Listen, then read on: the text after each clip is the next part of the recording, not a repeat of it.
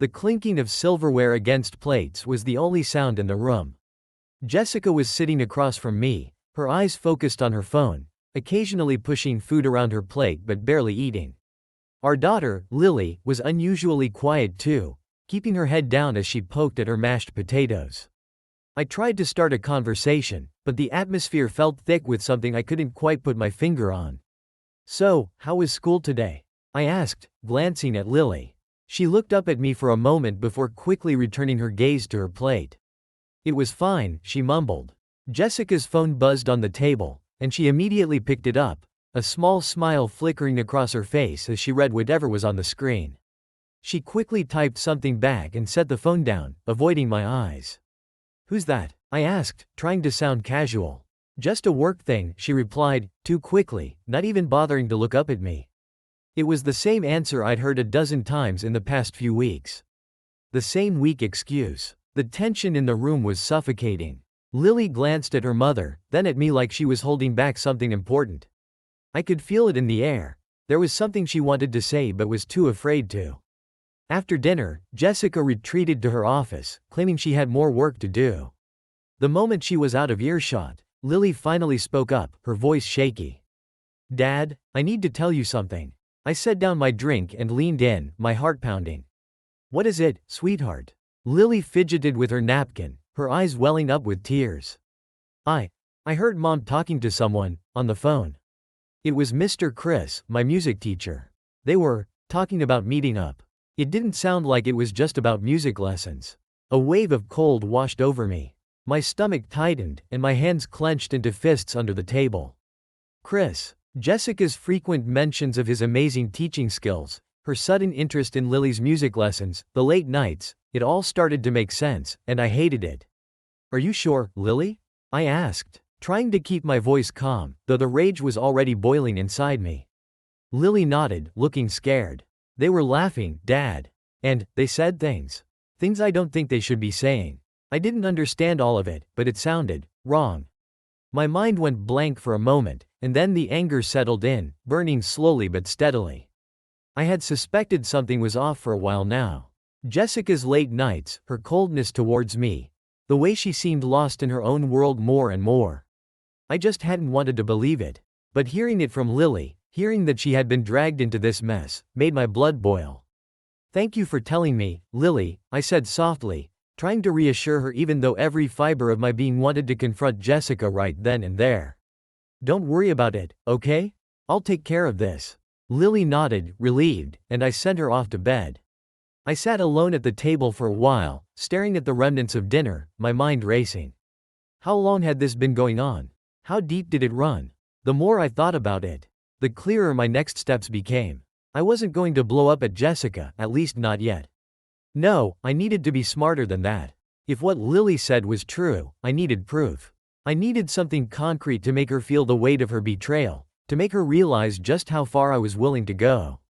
I stood up, my hands steady now, and headed toward the garage. Inside an old toolbox, buried beneath years of dust and forgotten tools, was a small voice recorder. It was a relic from my college days. But it still worked perfectly. This was my key. I was going to catch her. And then, I would make her pay. I spent the next few days watching, listening, and waiting. Every glance from Jessica felt like a knife. Every time her phone buzzed, my mind filled with images of her and Chris together. But I couldn't react, not yet. I needed more than just Lily's words. I needed undeniable proof that would bring Jessica's whole world crashing down. Late one night, after Jessica had gone to bed, I quietly crept into the garage and retrieved the voice recorder. I placed it in her car, tucked under the seat where she wouldn't notice. She always took her car when she claimed to be working late. I knew it was the perfect spot. I didn't need video or pictures, their words would be enough to sink her. A few days later, Jessica was getting ready for yet another evening out. "Work emergency," she said, zipping up her bag and avoiding eye contact. "I'll be home late, so don't wait up." I forced a smile. "Sure, no problem." As soon as she left, I sat in the dark kitchen, staring at the clock. Every second felt like a weight on my chest. I had grown used to these late nights, but this time was different. This time, I wasn't sitting in ignorance. I had planted the seed of her downfall, and soon, I would know for sure. Hours passed, and when I finally heard her car pull into the driveway, I felt a cold chill crawl up my spine. She came inside, slipping off her shoes quietly. Like she didn't want to wake me. She didn't even bother coming to bed. I listened as she headed straight to the shower as if trying to wash away whatever guilt she carried. The next morning, before Jessica woke up, I retrieved the recorder from her car and locked myself in my office. My hands trembled as I plugged it into my computer and began playing the files. At first, there was nothing, just the low hum of the engine, the sound of the radio, and the quiet rustling of papers. But then, halfway through the second file, I heard her voice. "I'm on my way," she said, her voice soft, too soft for a simple work call. Then, a male voice responded, "Chris. Can't wait to see you," he said. The words twisted in my gut like a knife. For the next 10 minutes, they talked, laughed, and made plans to meet. I could hear every flirtatious comment, every intimate detail of their affair. They didn't even try to hide it anymore. The worst part wasn't even the words themselves, it was the tone. Casual and comfortable, like this had become their routine. And I had been nothing but a fool, letting it happen under my nose. I paused the recording, my heart racing. I had all I needed. The proof was there, as clear as day. But instead of confronting Jessica right away, I sat there, staring at the screen. I realized I didn't just want to expose her, I wanted to ruin everything she had built with Chris. I wanted her to feel the same humiliation, the same shame I had felt the moment I learned the truth. Later that night, after Jessica went to sleep, I spent hours editing the recordings. I cut out everything unnecessary, leaving only the most incriminating parts. Every flirt, every plan to meet up, every disgusting detail that would destroy her perfect image. I turned her own words into the weapon that would bring her down. The next morning, I woke up before Jessica, as usual. I kissed Lily on the head as she left for school and then sat down with my laptop. I knew exactly who to send the recordings to. The parents from Lily's school had their own little social circle, complete with an email chain for all things related to the kids' activities. It was my entry point. With one click, I attached the recordings and sent them to every parent on that list. My heart pounded as I hit send. It was out of my hands now, but I knew the fallout would be immediate. Jessica's precious image as a devoted wife, mother, and community member was about to shatter. All I had to do was sit back and watch the chaos unfold. As I shut my laptop, Jessica walked into the kitchen, oblivious to the storm that was about to hit. She smiled at me, a thin, empty smile, and poured herself a cup of coffee. I could barely look at her. She didn't know it yet, but her perfect little world was crumbling. And I would be the one to make sure it fell apart completely. It didn't take long for the first messages to start pouring in. By the time I finished my second cup of coffee, Jessica's phone was vibrating constantly. She was at the kitchen table, scrolling through her emails, her brow furrowing deeper with every notification. Her smile had vanished. "What's going on?" she muttered to herself, opening another message. I could see the color drain from her face as she read, her hands trembling slightly. I leaned back in my chair, watching the scene unfold. I didn't need to say a word. The emails were doing all the talking for me. "Mark," she said, her voice tight with confusion and panic, "did you see this? People are sending me weird messages." I feigned ignorance, barely glancing up from my phone. "Weird how?" "Someone sent recordings of me and Chris. This has to be a mistake." Her voice was shaking now, panic creeping in. She looked at me, searching for some kind of reassurance. I just shrugged. "Maybe it's not a mistake, Jessica." Her eyes widened, and for a moment, there was nothing but silence between us. She stared at me, realization dawning on her face. You did this?" I didn't answer right away. I wanted her to sit in that uncertainty, to feel the weight of what I had done. "Did what, Jessica?" I finally asked, my voice calm and steady. Her phone buzzed again, and she dropped it on the table, burying her face in her hands. "You sent those recordings to everyone, didn't you? You're trying to ruin me." "I'm not trying," I said quietly, standing up from the table. "I did ruin you." She looked up at me, her eyes filled with a mix of anger and desperation. How could you do something like this?" How could I?" I repeated, letting the question hang in the air. "How could you, Jessica? How could you betray me and our family like that? Do you even understand what you've done?" She opened her mouth to speak, but no words came out. Instead, her phone buzzed again, pulling her attention back to the growing storm. And then the doorbell rang. Jessica froze, her eyes flicking toward the front door. Who's that? I knew exactly who it was. The fallout had already begun. Jessica stood slowly and walked to the door, her steps hesitant. When she opened it, I heard a familiar voice, Catherine, one of the moms from Lily's school. "I think we need to talk," Catherine said, her voice sharp. "What the hell is going on, Jessica? You've been sleeping with our kid's music teacher?" From the kitchen, I could see Jessica trying to explain, her words stumbling out in fragments. But it was too late. The damage had been done. Parents were furious, demanding answers, and the walls of Jessica's carefully constructed life were crumbling right before her eyes. For the rest of the day, Jessica was glued to her phone, trying to do damage control. But every attempt she made to explain herself only made things worse. Parents pulled their children from Chris's classes, and by noon, the school had already sent out a notice that Chris had been fired. By evening, Jessica had stopped trying to respond. She just sat on the couch, staring blankly at her phone, tears running down her face. I didn't say anything. I didn't need to. The world she had built with Chris was gone. Just like that. It wasn't just Jessica who felt the full force of the backlash. Chris was next. The school had moved quickly, wanting to distance themselves from the scandal. By the following morning, Chris was out of a job. The principal made a public announcement, explaining that they had terminated his employment due to inappropriate conduct. It was over for him before he even had a chance to defend himself. Word spread fast. The parents were furious, not just at Jessica, but at Chris for crossing the line with someone in their tight-knit school community. His reputation was completely destroyed, and I knew it was only a matter of time before he'd be forced to leave town. I kept tabs on the situation, and the more I learned, the more satisfied I became. Chris had built his entire career on being the charming, talented music teacher that everyone loved. Now, no one wanted to be associated with him. He was toxic, a pariah. I didn't confront him directly. I didn't need to. The public shame was enough, and watching him fall from grace was the final piece of my revenge. He had taken something from me, my family, my trust, and now I had taken everything from him. The best part was that Chris couldn't even turn to Jessica for support. She was too busy dealing with her own collapse, trying to salvage whatever was left of her reputation. They didn't have each other anymore. They had nothing. A week later, I heard through the grapevine that Chris had packed up and left town.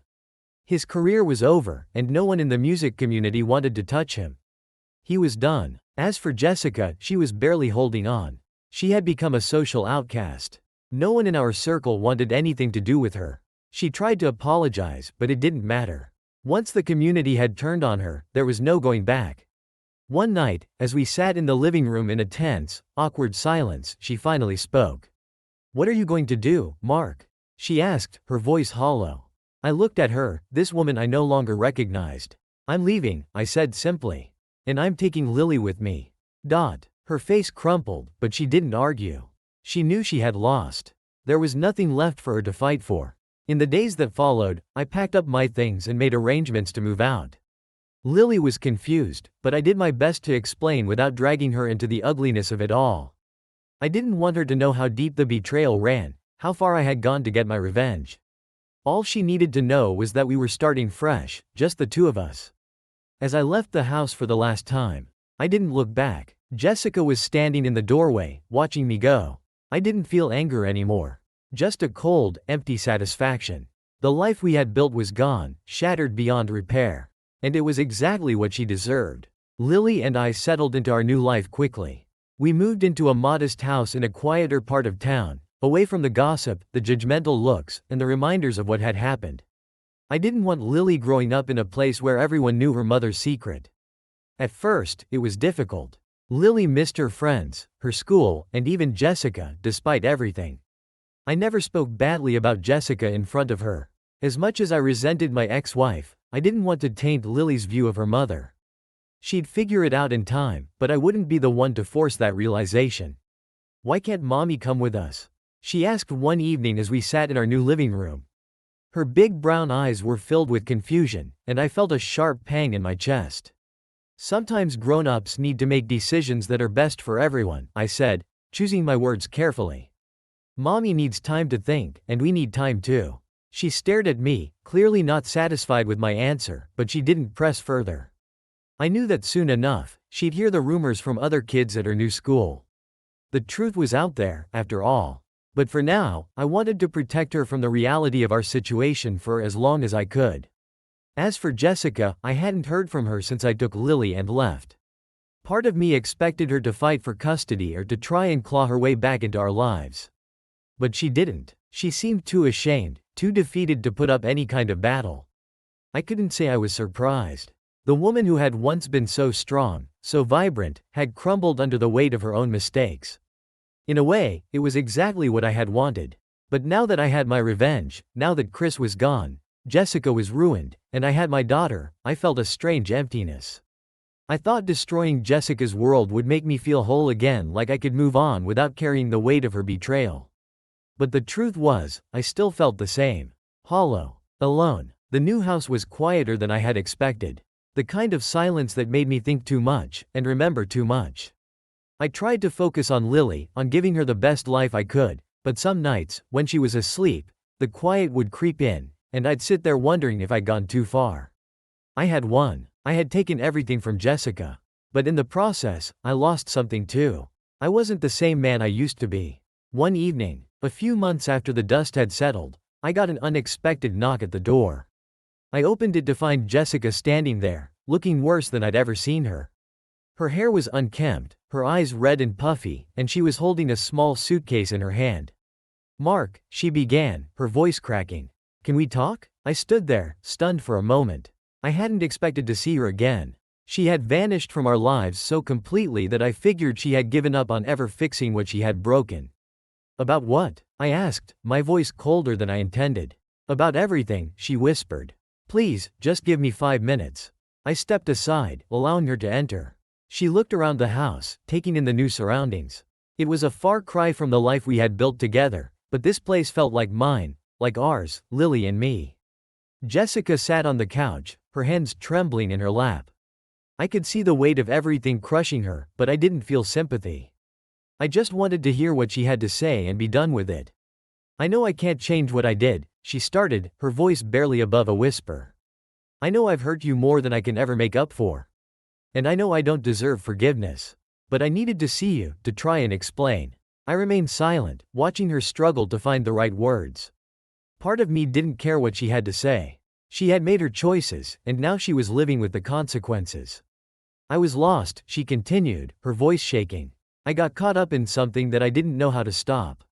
I thought I was in love with Chris, but it was a lie. I see that now. He's gone, and I'm alone. So you came here for pity?" I asked, my tone sharper than I intended. She winced at my words, tears welling up in her eyes. "No, I came here because I don't know what else to do. I've lost everything, Mark. My job, my friends, my family, you and Lily. I know I don't deserve it, but I'm asking for a chance to see her." I took a deep breath, my anger bubbling just beneath the surface. "You think after everything you've done, I'm just going to let you waltz back into her life? She's finally doing better, Jessica. She's adjusting to this new life, and you want to come in and screw that up too?" "I'm not asking for full custody," she said quickly, wiping at her eyes. "I just want to be in her life. I miss her. I miss being her mom." I stood there, torn. I hated Jessica for what she had done to us, but I couldn't deny that Lily still loved her mother, no matter how much I wished things were different. "You hurt her too, Jessica," I said, my voice softening slightly. "You think she doesn't know what's going on? She might not understand it all yet, but one day, she will. And she'll have to decide for herself how she feels about you." "I know," Jessica whispered. "I know I've destroyed everything. But she's still my daughter, and I just want a chance to make things right with her. I don't care if you hate me for the rest of my life, but don't take her away from me completely." I sighed, feeling the weight of her plea pressing down on me.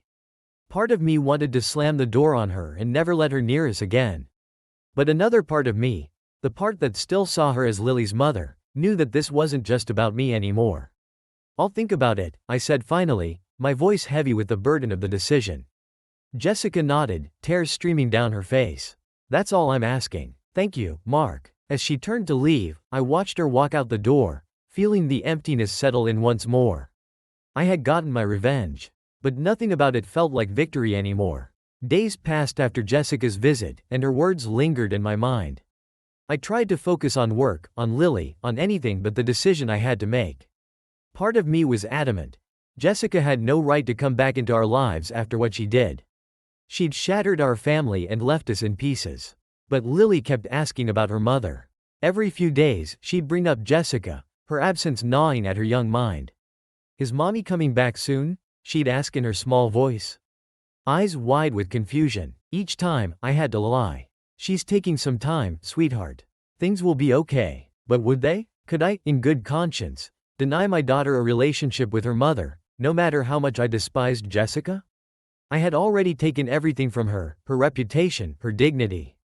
Now, I was the one standing between her and her daughter. I sat one evening at the kitchen table, staring at my phone, knowing what I had to do. I punched in Jessica's number, my finger hovering over the call button. It felt like some invisible weight pressed against me, reminding me of every betrayal, every moment of pain. But this wasn't about me anymore. With a deep breath, I pressed call. Jessica answered almost immediately, her voice sounding small and fragile. "Mark, I've thought about it," I said, getting straight to the point. "You can see Lily, but it's going to be on my terms." There was a moment of silence before she responded. "Thank you, Mark. I'll do anything, whatever you need. We'll start with supervised visits," I continued, ignoring the emotion in her voice. "She needs to ease into this, and I'm not going to have you confusing her. If you try to manipulate her or mess with her head, this ends." "Do you understand?" "I understand," Jessica replied quickly. I just want to be in her life." "We'll set something up soon," I said, already feeling the weight of this decision settle on me. "I'll let you know." When I hung up, the silence returned, but this time, it felt different. It wasn't the hollow, suffocating kind of quiet. It was more of a pause, a moment between breaths, where everything was uncertain but still possible. For the first time in months, I felt like maybe there was a path forward. A week later, I arranged the first visit. I didn't tell Lily until the day of, not wanting to get her hopes up or stir any emotions prematurely. I wanted this to go smoothly for her sake. "Daddy, where are we going?" she asked as we drove across town. I had explained we were meeting someone, but I kept the details vague until we arrived. As we pulled up to the park, I turned off the engine and looked back at her. "We're going to see Mommy," I said, keeping my voice calm and steady. Her eyes widened in surprise, and then a smile slowly spread across her face. "Really?" "Yes," I nodded. "But this is going to be a short visit. We'll see how it goes, okay?" She nodded eagerly, bouncing in her seat, and my heart twisted at her excitement. I wasn't sure what would happen next, but I knew this was what Lily needed. We got out of the car, and as we walked toward the park's main entrance, I spotted Jessica sitting on a bench. She was dressed simply, her hair pulled back, and she looked nervous, almost as if she didn't know what to expect. When she saw us, her eyes lit up, and she stood quickly. I felt the tension in my body tighten as we approached. This wasn't easy for me, but I had to push through it, for Lily. Jessica knelt down as Lily ran toward her, the little girl's arms wrapping tightly around her mother. "Mommy," she exclaimed, her voice filled with joy. Jessica held her tightly, tears streaming down her face. "I missed you so much, sweetheart," she whispered, her voice breaking. I stood a few feet back, watching the scene unfold. A part of me felt relief seeing Lily so happy, but another part of me, an angrier, wounded part, resented Jessica for being here, for having this moment after everything she had done. But this wasn't about me anymore. It was about Lily. They sat on the bench together, talking and laughing, as I watched from a distance. I kept a close eye on the conversation, making sure Jessica didn't try to overstep any boundaries.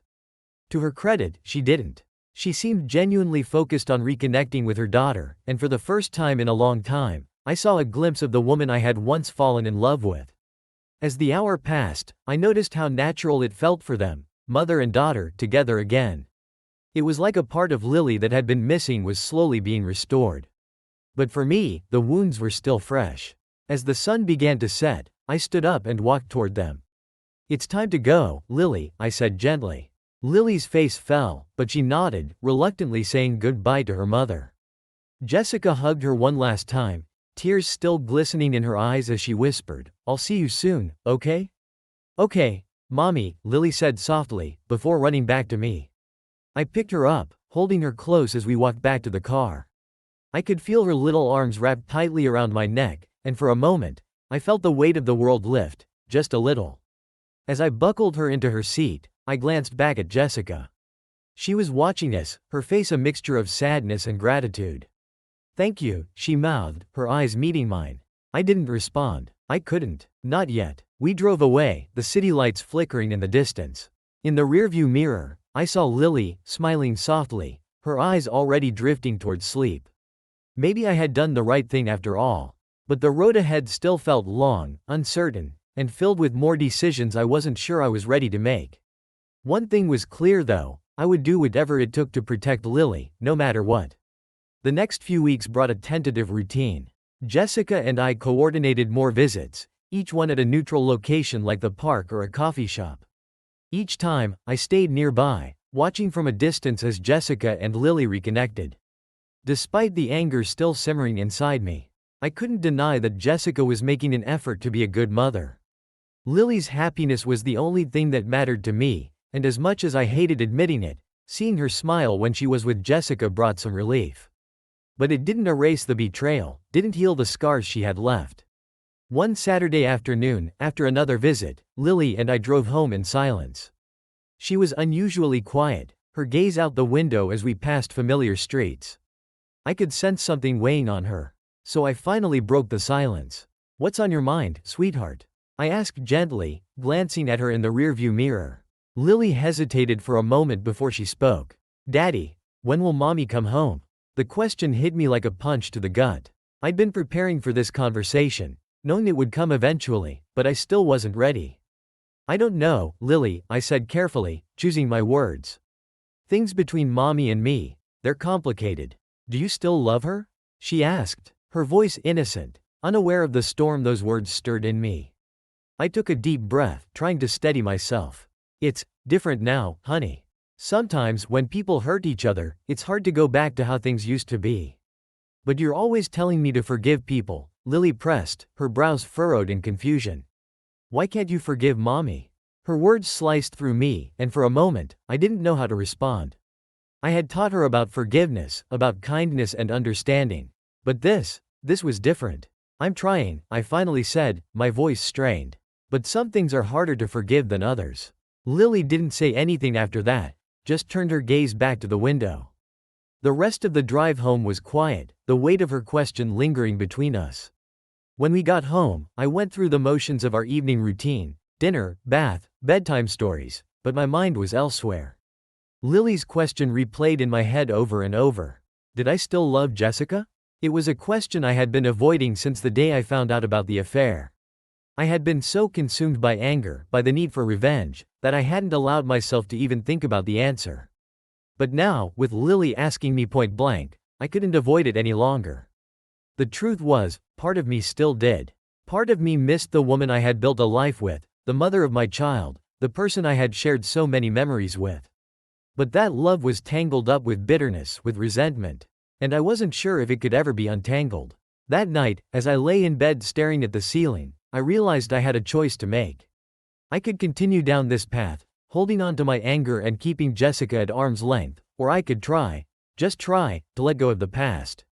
But forgiveness felt impossible. The wounds were still too raw. The next visit, something shifted. It was subtle at first, just the way Jessica smiled when she saw Lily, the way she seemed more at ease. But then, after an hour of watching them from a distance, I noticed her glancing at me.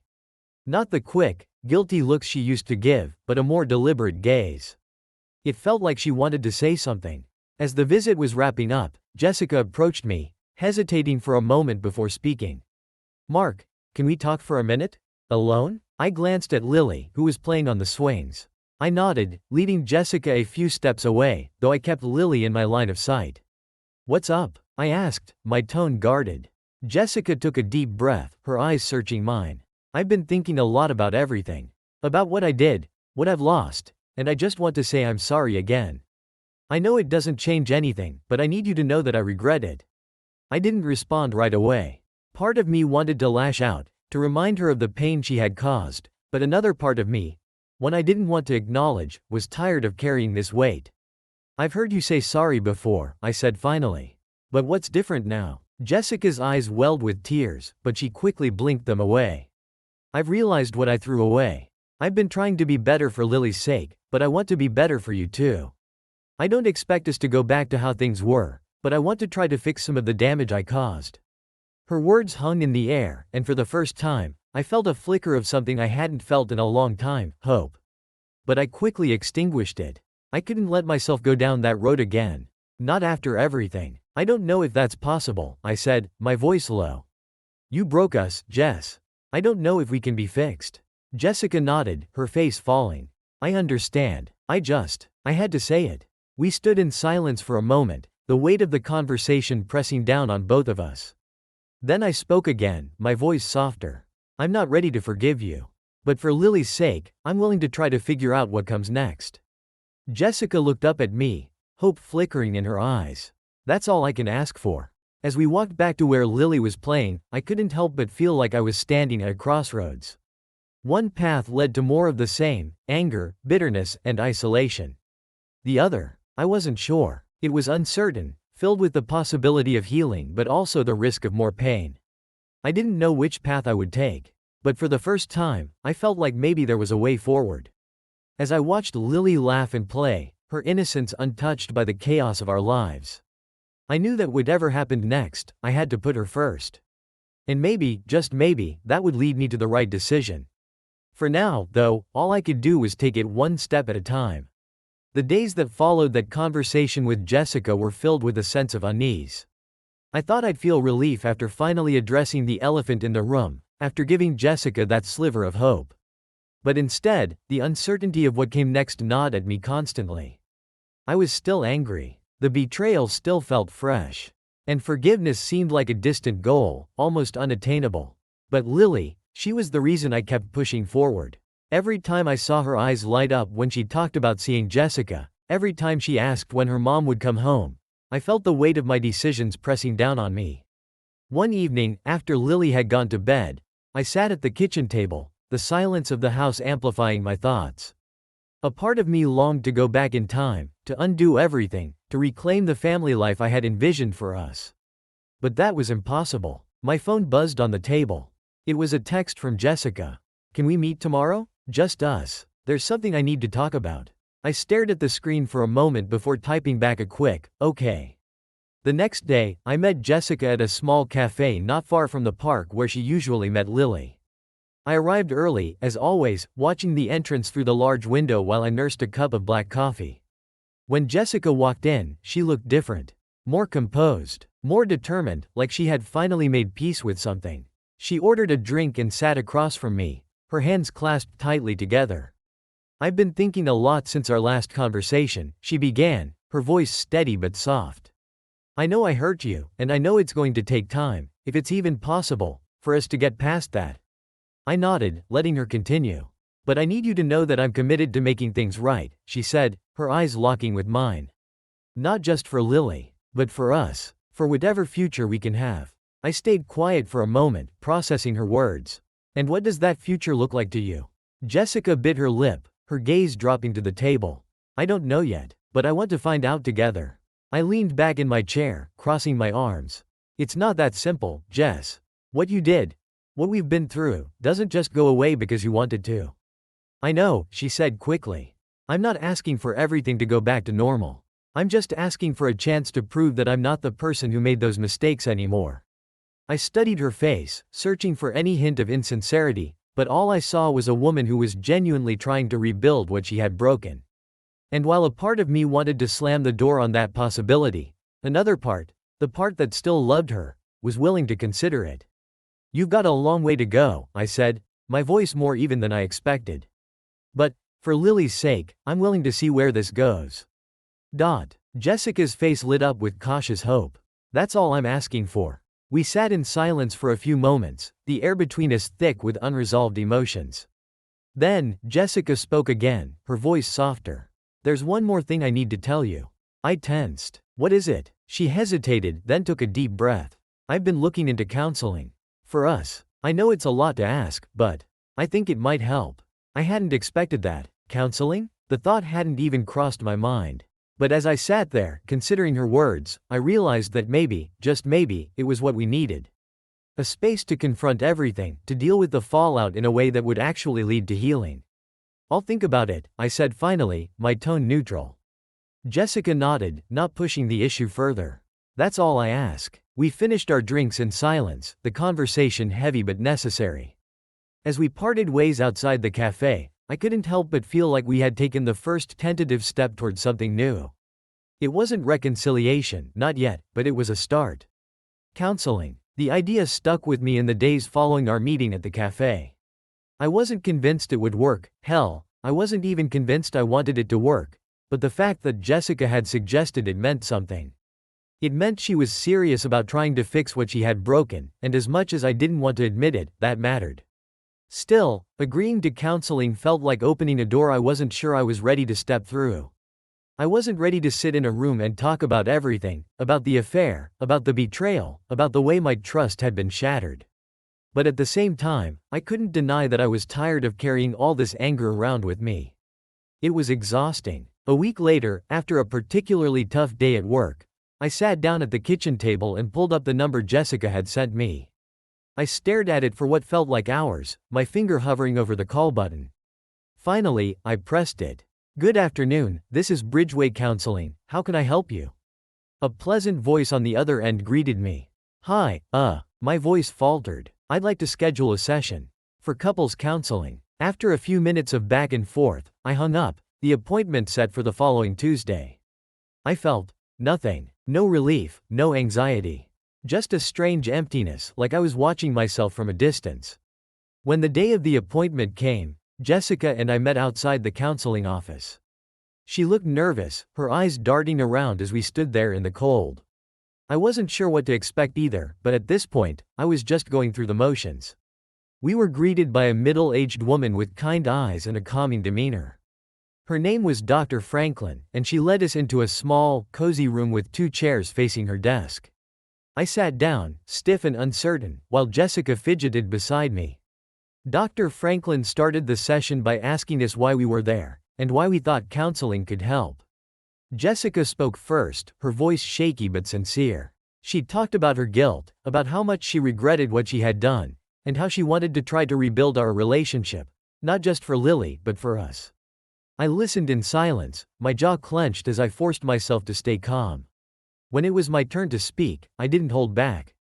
I told Dr. Franklin everything, the anger, the betrayal, the humiliation I felt when I found out about the affair. I didn't sugarcoat anything, and as I spoke, I felt the weight of those emotions bearing down on me, heavier than ever. Dr. Franklin listened, nodding thoughtfully as I finished. Then she asked a question I hadn't been expecting. What do you want, Mark? I blinked, taken aback. What do you mean? She smiled gently. You've told me how angry you are, how much you've been hurt. But what do you want moving forward? Do you want to forgive Jessica? Do you want to rebuild your marriage, or are you here because you feel obligated to be? The question hung in the air, and for the first time in months, I found myself truly considering it. What did I want? The truth was, I didn't know. I didn't know if forgiveness was possible, or if I even wanted to try. But I did know one thing. I was tired of feeling like this. Tired of carrying the burden of betrayal, tired of being stuck in the past. I don't know, I said finally, my voice quiet. But I want to figure it out. Counseling continued for several weeks, each session a slow and grueling process of peeling back layers of pain. Sometimes, it felt like we were getting nowhere. The anger still simmered beneath the surface, and the trust that had once been the foundation of our marriage felt irreparably cracked. But there were moments, brief, fleeting moments, when I thought maybe, just maybe, there was a way forward. Dr. Franklin helped us unpack the emotional debris. Jessica would talk about the reasons behind her affair, not to justify it, but to understand it. She spoke about the loneliness she had felt, the disconnection that had settled between us long before she met Chris. I hated hearing her say those things, but deep down, I knew they were true. Somewhere along the way, we stopped talking to each other and stopped being the team we once were. The hardest part was acknowledging my own role in how things had fallen apart. Dr. Franklin didn't let me off the hook, and that frustrated me at first. I wasn't the one who cheated. I wasn't the one who destroyed our family. But she made it clear that, while Jessica's betrayal was unforgivable in some ways, our marriage had been deteriorating long before that. Rebuilding trust, Dr. Franklin said one afternoon, isn't just about forgiving Jessica for the affair. It's about both of you acknowledging how you got here. Only then can you decide if you want to move forward. That conversation stayed with me. Trust. How could I trust Jessica again? Could I? I wanted to say no. I wanted to believe that what she had done was too terrible, too final. But as I watched her struggle through each session, trying her hardest to show remorse, to take responsibility, I felt my resolve waver. She was fighting for us, fighting for our family, and a part of me, against my better judgment, wanted to fight too. One evening, after Lily had gone to bed, Jessica approached me in the living room. I was sitting on the couch, staring at the television without really watching it. She sat down beside me, careful not to invade my space, and took a deep breath. "I know things aren't fixed," she began, her voice barely above a whisper. "I know we have a long way to go. But I want you to know that I'm not giving up on us." Not yet. I didn't respond right away. I wasn't sure what to say. Part of me wanted to lash out, to remind her of all the pain she had caused. But the other part, the part that had been quietly softening, just felt tired. "I'm not giving up either," I said finally, the words surprising even me. "But I don't know what that means yet." Jessica nodded, her eyes filled with a mixture of relief and sadness. "That's enough for me right now." We sat in silence after that, the air between us thick with unspoken words. For the first time in what felt like forever, I allowed myself to imagine a future, maybe not the one we had planned. But a future nonetheless. A future where we weren't defined by betrayal and anger, but by the hard, painful work of rebuilding something new. As the days passed, things started to change in small, almost imperceptible ways. I began to trust Jessica with little things, letting her pick Lily up from school without questioning her every move, and sharing moments of vulnerability in our counseling sessions. It wasn't easy. Every step felt like I was walking on a tightrope, unsure if I would fall. But Jessica noticed. She responded with patience, with understanding, never pushing me to move faster than I was ready. And slowly, the tension between us began to ease. We weren't the same as we had been before the affair, but we were learning how to coexist in this new, fragile reality. One night, after another exhausting counseling session, Jessica asked me if we could go for a walk. It was a chilly evening, the kind of night that made you want to stay indoors, but I agreed. We walked in silence for a while. The crisp air biting at our skin, our breath visible in the cold. Finally, Jessica broke the silence. "I never thought we'd be here," she said softly, her voice barely carrying in the quiet night. "I never thought I'd be the one to hurt you like this." I stayed quiet, letting her words sink in. "I know I can't take it back," she continued. "I know I can't undo what I've done. But I want you to know, I'm trying. I'm really trying." I stopped walking, turning to face her. "I know," I said, my voice raw with emotion. "I can see that." We stood there, just looking at each other, the weight of everything unsaid hanging in the air. And in that moment, I realized something. I wasn't holding onto the anger as tightly anymore. It was still there, simmering beneath the surface, but it wasn't controlling me like it had before. "I'm not saying things are fixed," I added quickly. "But I think we're starting to figure this out." Jessica smiled, a small, tentative smile that didn't quite reach her eyes. "I hope so." We continued walking, the silence between us more comfortable now, less burdened by the past. And as we walked, I couldn't help but wonder if maybe, just maybe, we had a chance. A chance to build something new from the wreckage of what we once had. It wasn't reconciliation, not yet. But it was something. And for now, that was enough. The days after our walk were filled with an uncomfortable stillness. It was as if we had crossed some invisible threshold in our marriage, neither fully broken nor fully healed. But somewhere in between. I hadn't forgiven Jessica. That much was clear. But something had shifted. The rage that had once consumed me had dulled into something quieter. I wasn't sure if that was progress or simply exhaustion. One evening, I found myself sitting alone in the living room, scrolling through old photos on my phone. Pictures of our family. Smiling. Happy. It was strange to look at those moments now, knowing what was lurking beneath the surface. Had Jessica already started her affair with Chris in some of these photos? Or was she still pretending to be the loving wife and mother? The thought made my stomach turn. Suddenly, I felt the overwhelming need to delete them all. Every reminder of the life we used to have. My thumb hovered over the delete button, but I hesitated. Something stopped me. Maybe it was the faint hope that we could rebuild, That these memories didn't have to be tainted forever. Or maybe I just wasn't ready to erase the past completely. I put the phone down and leaned back on the couch, closing my eyes. Jessica was upstairs with Lily, reading her a bedtime story. I could hear their voices faintly. Jessica's calm and steady, Lily's soft and innocent. For a moment, I allowed myself to feel the peace of that sound. It was rare these days. As I sat there, I realized that our life had started to resemble something like normalcy again. The chaos that had followed the affair, the scandal at the school, Chris's firing, Jessica's fall from grace, had died down. People in the community still whispered behind our backs, of course. But for the most part, we had settled into a new rhythm. It wasn't the life we had before, but it was something. But the question that haunted me every night remained, was this enough? Could I ever truly forgive her? Could I live the rest of my life knowing what she had done, always wondering if it would happen again? I didn't know the answer. Jessica came downstairs after tucking Lily into bed. She walked into the living room, hesitating when she saw me sitting there in the dark. For a moment, she seemed unsure of whether she should say anything or just leave me alone. But then she spoke. "I'm going to make some tea," she said softly. "Would you like some?" I shook my head. "No, I'm fine." She lingered in the doorway for a moment longer, as if she wanted to say something else, but then she turned and disappeared into the kitchen. I could hear the sound of water being boiled, and the quiet clinking of mugs and spoons. It was the kind of domestic routine that used to feel comforting, but now it just felt hollow. I didn't follow her. I stayed where I was, my mind swirling with the same thoughts that had plagued me for months. The anger, the betrayal, the loss, and then something else. A strange, unsettling sense of relief. I had done what I set out to do. I had exposed Jessica and Chris for what they were. I had taken my revenge, and in the process, I had destroyed the life they had tried to build behind my back. Chris had lost everything, his job, his reputation. Jessica had lost the respect of the community. And me? I had walked away with the satisfaction of knowing I had won.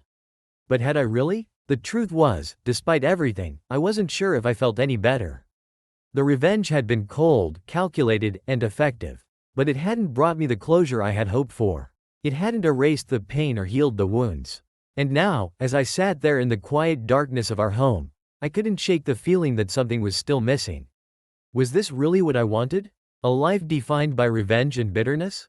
Or was there a way to move forward, to rebuild, even if it meant letting go of the need for complete justice? Jessica returned to the living room, her hands wrapped around a steaming mug of tea. She sat down on the other end of the couch, not too close, but not too far either. We sat in silence for a while, the tension between us thick but unspoken. Finally, I broke the silence. "I don't know if I can ever forgive you," I said quietly, my voice rough with emotion. "I don't know if we'll ever get back to what we were." Jessica didn't say anything at first. She just stared down at her mug, her eyes reflecting the weight of my words. When she finally spoke, her voice was soft, almost a whisper. "I know," she said. "I don't expect you to. I'm trying to be here. For you. For Lily. For us." I nodded, though I wasn't sure what to say. It wasn't enough. Not yet. Maybe not ever. But for the first time in a long time, I didn't feel the need to lash out or push her away. Maybe that was something. We sat there in silence for the rest of the evening, the unspoken understanding between us slowly taking shape. We were both still hurt. We were both still lost. But for the first time, I allowed myself to believe that maybe, just maybe, there was a way forward. It wouldn't be easy. It wouldn't be quick, but it might be possible. And for now, that was enough to keep going. The decision came quietly. There was no dramatic confrontation, no final argument. One morning, as I sat at the kitchen table, watching the early light filter through the windows, it just became clear. I had reached the end of my anger, the end of my need for revenge. And now, I was at a crossroads. There were two paths in front of me: stay and try to rebuild, or leave and start over. Jessica came downstairs, her footsteps soft on the wooden floor. She had that familiar look of cautious optimism, the one she had been wearing for months. She still hoped, still believed there was a chance we could make this work. I envied her for that, for her ability to hold on to the future despite everything we had been through. We hadn't spoken much since that night in the living room. Words had become harder to find, and silence had settled between us, thick and unmoving. But this morning felt different. Something inside me had shifted. I've been thinking, I began, breaking the stillness of the morning. Jessica looked up, her face tense as if bracing for bad news. About what? About us. About where we go from here. She set her cup down on the counter, leaning against it as if for support. And, I don't know if I can do this, I admitted. I don't know if I can ever fully get past what happened. Her shoulders sagged, and for a moment, she looked as though the weight of the world was pressing down on her. But then, to my surprise, she nodded. I understand, she said softly. I've been waiting for you to say that. I was taken aback. You've been waiting for me to say I can't forgive you? She shook her head, a sad smile tugging at the corners of her mouth. No, I've been waiting for you to be honest about how you feel. For months, you've been pretending to try, but I could tell you weren't ready. And that's okay. I wasn't expecting forgiveness. I just didn't want to lose you without a fight. The words hung in the air between us, and for the first time, I saw the full extent of Jessica's pain. Not just her guilt for the affair, but the sorrow of knowing she had destroyed something that might never be fixed.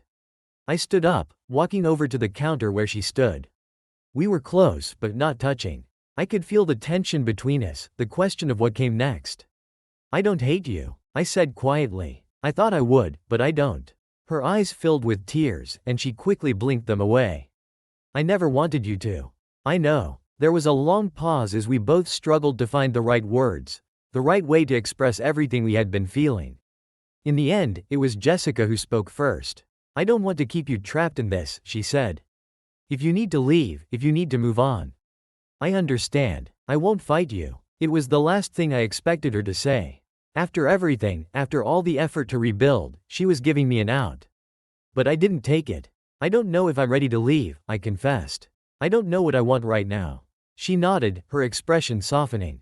That's okay. We don't have to decide everything today. We stood there in silence, the weight of the last few months pressing down on us. And in that silence, something became clear to me. I wasn't ready to walk away, but I wasn't ready to forgive either. I was somewhere in the middle. Unsure of where this path would lead but willing to see it through for a little longer. There was no clear answer, no easy solution. But maybe that was okay. Let's take it one day at a time, I suggested. See where this goes. No pressure, no expectations. Jessica looked at me, a mixture of relief and sadness in her eyes. One day at a time, she agreed. And so, that's what we did. We didn't make grand promises or try to rush the healing process. Instead, we lived in the uncertainty of each day, learning how to be around each other again without the weight of the past crushing us. It was slow, painful work. There were days when I still felt the sting of betrayal, days when I questioned if staying was the right choice. But there were also moments, small, fleeting moments, when things felt almost normal. Lily helped. She was the constant in our lives, the glue that kept us tethered to something real and tangible. Her laughter filled the house again, her presence a reminder that, no matter what happened between Jessica and me, we were still a family. And that mattered. As the months passed, I started to realize that forgiveness wasn't a single event. It wasn't something that happened all at once, with a grand gesture or a heartfelt apology. It was a process, a slow, agonizing process of letting go, of choosing not to hold on to the pain every single day. I wasn't there yet. I wasn't sure if I ever would be. But for the first time, I wasn't certain that leaving was the only answer. Jessica and I still had a long way to go. There were still wounds that hadn't healed, and trust that hadn't been rebuilt. But for now, we were trying. And that was enough. As I sat at the kitchen table, watching the light fill the room, I realized something. The anger, the need for revenge, the bitterness, they were fading. Slowly, but surely. What remained was something quieter, something more fragile. I hoped that maybe, just maybe, we could find a way forward together. And for the first time in a long time, I allowed myself to believe it was possible.